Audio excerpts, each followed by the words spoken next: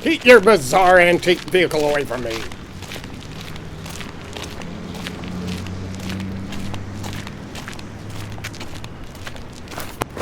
Hey, watch where you're walking, man. Excuse me, what planet is this? Ha ha, very funny, mister. Welcome to Earth. Want me to take you to my leader? I need to get back to my ship. Can you direct me to the nearest spaceport? Hey, Jody, get a load of this guy. Must be some real good drugs he's on. Don't make fun of him. He needs help. Psychiatric help. Exactly. Here, mister, take this card. What's it for? Call that number for the Sacramento County Department of Human Assistance. They'll get you an appointment with a social worker. The... what? A what? Wake up, Clay. What? I said wake up. Am I? Good morning, dear. What time is it? 05:30. What happened last night? You were bravely standing guard to protect me from the monster. I remember. And then I fell asleep. Don't beat yourself up over it. There's no goddamn way in hell I could have fallen asleep. I was anxious as heck, keyed up, scared for our lives. But I fell asleep. It happens. It shouldn't. It's just like when we were battling the clerk. This isn't right.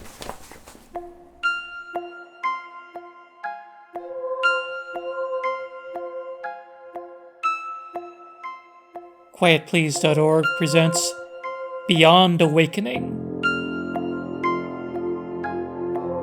starring John Gauntz as Captain Mac Hardcase, David Loftus as Dr. Clay Earhart, Steph Ganapa as Commander Misty LaQuille, and Gwyneth Knight as Ensign Trisha Blackburn. Episode 5, False Hopes.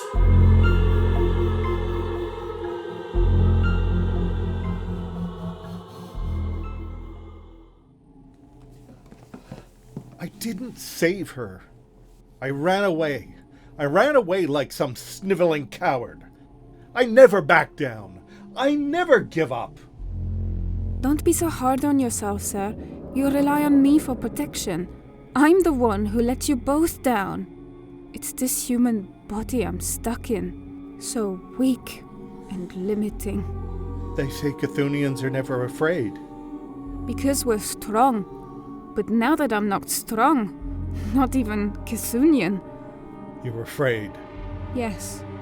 So am I. Too bad there's nobody here to help us. Computer, if what you've told us is true, shouldn't we have regained our memories by now? The memory recovery process can take up to a week. Shouldn't we remember something? Computer, why didn't you warn us about the monster? I cannot detect creatures which are invisible, Commander Hardcase. Oh. Well, can you detect the Earharts, the Doctor and Minnie? Affirmative. Where are they? They were camped several miles from here overnight, but are now moving this way. They're all right? It appears so. Can you contact them? Put us through to them? Negative. Ionic interference from solar storms seems to be impeding transmission. That seems unlikely. It's an alien planet. How would we know what's likely? I mean, the science of it. Line of sight transmission over a few miles shouldn't be affected by a solar storm. With all due respect, Mission Specialist Will, your grasp of science is presently distorted by your memory loss and your hallucinatory experience during your transmission here. How am I supposed to judge anything or keep us alive if I can't trust anything I know? Your breakfast is ready. Please enjoy.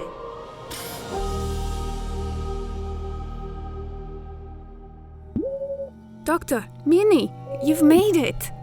Were we in doubt? There's a monster out there. Clay Earhart, Minnie Earhart, your breakfasts are ready. We had something in the distance last night. Evening. We barely got back alive. And Ensign Blackburn didn't. Oh no! What happened to her? She was eaten. We tried, but Clay, that was your body. No, What? these aren't bodies. Not real ones, anyway. Sorry, sirs. He must be in shock. I'm fine. Or as fine as I can be, knowing I'm living in an illusion. Aren't you going to eat your food, dear? do you think we're still aboard the Chimera? Or captives of the clerk. You two are so simple, so bogged down in the superficial appearances. None of this matters. You don't think it even matters that Trisha was eaten? Someone's just trying to teach us something. What are they teaching us? Someone's teaching us that we're helpless, that we're at their mercy or at the mercy of circumstances, that we can't save ourselves or each other. You're jumping to baseless conclusions. You think the monster's trying to teach us, Doc? I think it's just hungry. Snap out of it, man. The monster isn't real. Are you absolutely sure of that? This planet isn't real. Can you prove that? When did you two fall asleep last night? Almost as soon as we got back. We were exhausted. When was that? 1900 hours? And when did you wake up this morning? Oh, 5:30. Your point, Dr. Earhart? Exactly the same thing as was happening to us on the Chimera. I was trying to keep guard against the monster, but I fell asleep at the same time, just as if I were lying in bed with nothing happening. We always fall asleep at 1900 and wake up at 0530. Except, Except what? oh, nothing. What could be causing our regular sleep specifically? Do you have a theory, Dr. Earhart? There's not much data to draw conclusions from. But I'm putting forth a hypothesis that it may mean we have real bodies somewhere. Bodies we're not aware of, that are following their own sleep cycles that aren't affected by the events we experience. Or it could be those real bodies are being regulated by a machine. In a clerk interrogation center. Those devils are using a mind probe to try to uncover our secrets. I can't completely rule that out, but I don't believe it for a second. Why don't you? I don't believe the Clerg are real. That's a pleasant fantasy land you're living in there, Doc. Not really. There are a lot of worse possibilities. Worse than a clerk interrogation center? Ha! Sir, this planet hasn't presented us with any scenarios that could encourage us to reveal classified information, or any other information of any use to the clerk. Not yet. Minnie dear, I just realized we left our boots outside. Would you mind getting them and taking them to the laundering center? You mean right now, Clay? Yes, please. You're really transparent, you know. I know, but one has to go through the motions. Fine, I'll go. What was that about? Minnie is the exception, the outlier among us. She didn't fall asleep during the Clerg invasion, and she was up before me today. And I swear to you, she admitted the Chimera wasn't real and encouraged me to end it, only to deny it later. At first, I thought maybe someone or something briefly seized control of her to speak to me through her without her knowledge, but now... You think your wife is part of what's happening to us? I'm starting to think she's the key. Supposing you're right, what do you have in mind doing about it? Computer, Yes, Dr. Earhart? do you have a self-destruct mechanism to blow up the base? No, Dr. Earhart. Thank God for that. God. Could Minnie be a sort of representative of God? A prophet sent to guide us on our journey? That's not something I'd considered. I prefer to think in scientific terms. If we're under the thumb of some sort of being who manipulates our reality with apparent omnipotence and knows all the things we don't, isn't that a god? Misty, you saw what happened to Trisha. You can see how it's driving us insane, making us doubt everything. Wouldn't devil be a more accurate term? The god we Cthulhians believe in is a trickster. You might call it the devil. Or demon. What's the difference? Descartes. He couldn't be sure of anything he thought he knew because every sensation could have been an evil demon tricking him. Do you think your wife could be this evil demon? That'd be interesting grounds for a divorce, wouldn't it? Are you going to confront her? Not yet. And if she is the creator or manipulator behind everything, it's not as if sending her away is likely to have kept her from knowing everything we've said here.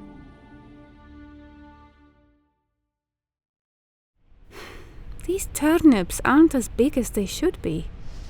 Let me have a look.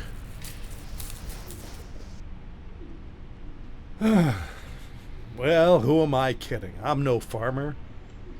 I'll give them a bit more water. The computer must know what to do. Why do you suppose it asked us to handle this? Maybe it just wants to give us something to do to make us feel useful. Seems like a good idea to me, sir.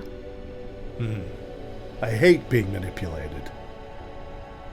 Let's check the next row. Misty, I just can't get them out of my head. Who, sir? The other 407 people on the Chimera. My brother Jim, Magai, Hernandez, Sato, Kobayashi, people like them. Don't you think about them? Nowhere near as often as you do, sir. Why do you suppose that is? It was your ship. You felt responsible for their lives, even if they weren't alive. They're out there somewhere. I can feel it. And for me, sir, I've lost my whole species and planet and identity. So that's more important to me than the Chimera. At least your Earth seems to exist and be the birthplace of humanity and both realities. It's an interesting point. Earth is about the only thing we can be certain of now, even though we haven't seen it.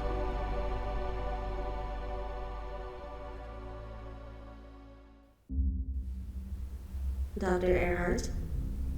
Yes, computer? Doctor, do you still prefer this young female body over your original body? Not so much now. The novelty has worn off. Realized today that menstrual cramps are a lot harder for me to put up with than I'd imagined. And my wife doesn't like this body. If that is my wife. That's an odd question for a computer to ask, isn't it? I've solved the problem. I've reassembled the transmission data and can create a new copy of your proper body and copy your mind into it. Copying my mind into that body. Doesn't that essentially mean you kill me while awakening a copy of me in the freshly grown body? If so, you are less than 2 days old anyway. There's a point. Not a comfortable one, but a good point. Still, I can assure you this is approved medical practice. Medical ethicists on Earth came to the conclusion that the copy is the same person, and the deconstruction of the previous copy is simply deduplication. they must be a bunch of behaviorists. Well, this isn't real, anyway. I don't believe I was born yesterday, but this world was. Your point of view does not seem very rational, Doctor. We'll have to agree to disagree about that. Very well, Doctor, but I do require a clear answer on whether you'd like to go back to your old body. Well, okay, sure. Let's do it. Should be interesting. I will have your body grown for you in 1 hour. Proceed to the room you woke up in at that time, and we'll effect the transfer.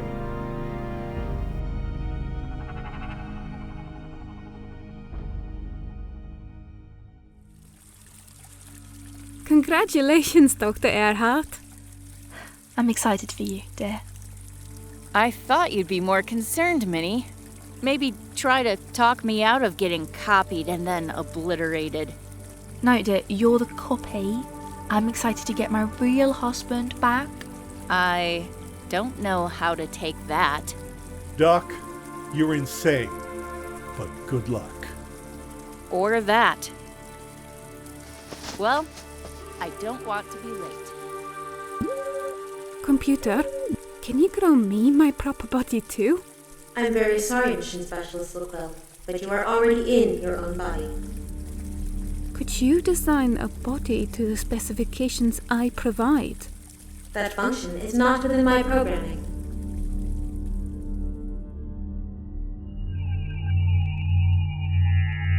How much longer? I'll have finished copying your mind over in another minute. And then? You'll stay put. I'll inject you with a drug that'll knock you out while your new body awakens. Right. That needle over there. Affirmative. Great. Copying is complete. Please hold still. Dr. Earhart, please return your superfluous body for destruction immediately. Dr. Earhart, I've always been your biggest fan. So good to finally meet you face to face. Likewise, Dr. Earhart.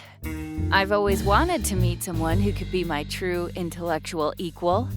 Dr. Earhart, please tell Dr. Earhart to return Trish's body for disposal. I know everything he was thinking at the moment I was copied over, and I know he's not going to do that. And frankly, I don't blame him. I knew we'd see eye to eye. I don't think Captain Hardcase will like this much, though.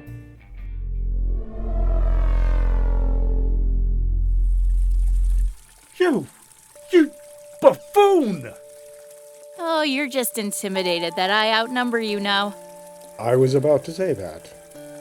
This duplication, it raises some problems. Not for me. One is my husband, Aye. and one is an outdated backup running in the wrong body. If only we could have the same confidence about who you are, my dear. What do you mean by that? Alert! Alert! Power core temperature is rising. What's the power core? And is that bad? This base uses a nuclear power core which requires active cooling.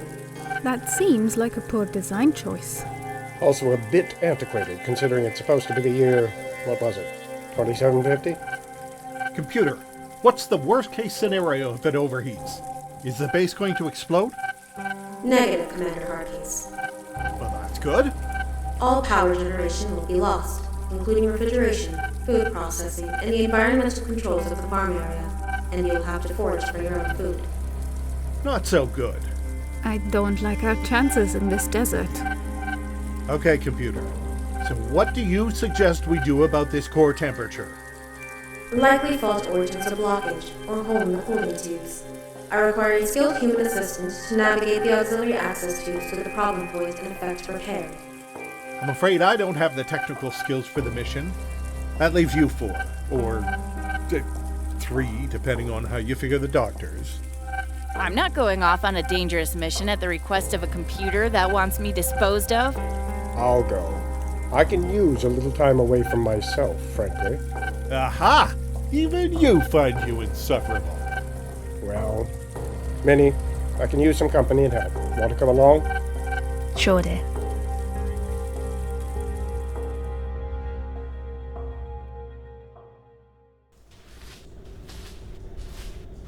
Is this the spot? Affirmative, Dr. Earhart. How do you recommend I proceed? I've halted water flow to the adjacent section. Use your arc to cut through.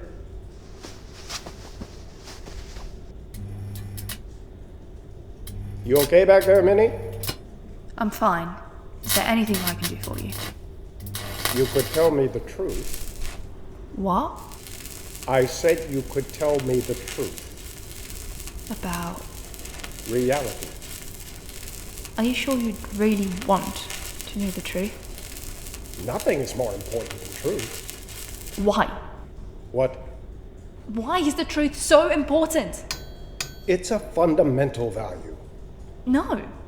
You think you want the truth because most of the time the truth works to your advantage. Maybe it hurts in the short term, but in the long run it helps you outcompete the people who don't know what you do. Are you speaking in terms of evolution? Partly. Human beings evolved to think they wanted the truth, but to seek the comfortable illusion of the truth instead of the real thing. Consider confirmation bias and other standards cognitive distortions. People secretly prefer to be convinced of an illusion. They think it'll work out better for them that way. Maybe most people, with their superstitions and religions. And politics. Everyone living in their own comfortable information silos. But not me. I always strive for truth, no matter how uncomfortable. Because deep down, you think if you suffer it a while, it'll give you an advantage later. But what if a particular truth will never help you? What if the people who never learn it will always be happier for it and live longer, healthier lives? Would you still want to know that truth? I would. I think you're being irrational, dear. Rationality doesn't have any say in fundamental values. Value happiness above knowledge or knowledge above happiness. Either way is just as arbitrary. I choose knowledge. Well, possibly. But I don't think you're ready for the truth. Not all of it. Do you admit you're not one of us? That this world is another illusion and you're from the true reality? I'll give you that much. That's right. Why did you marry me, Minnie? I didn't. That's just backstory. So has our marriage been a lie too? This is just a character I'm playing. I don't love you. Fine. What's one more lie at this point? You see, you can hardly even handle these tiny little droplets of truth. The whole thing would drown you. The monster! It's got into the auxiliary access tube somehow. Apparently.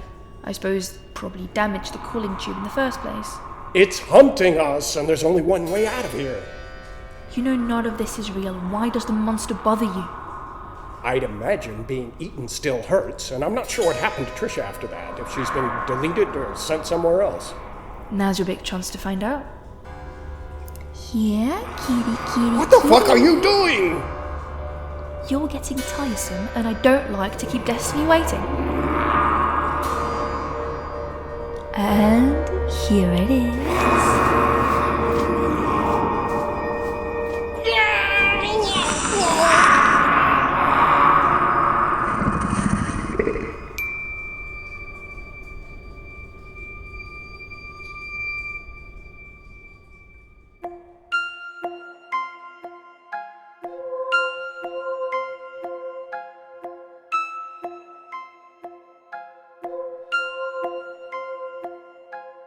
Beyond Awakening Episode 5, False Hopes, was written and produced by Paul Narum.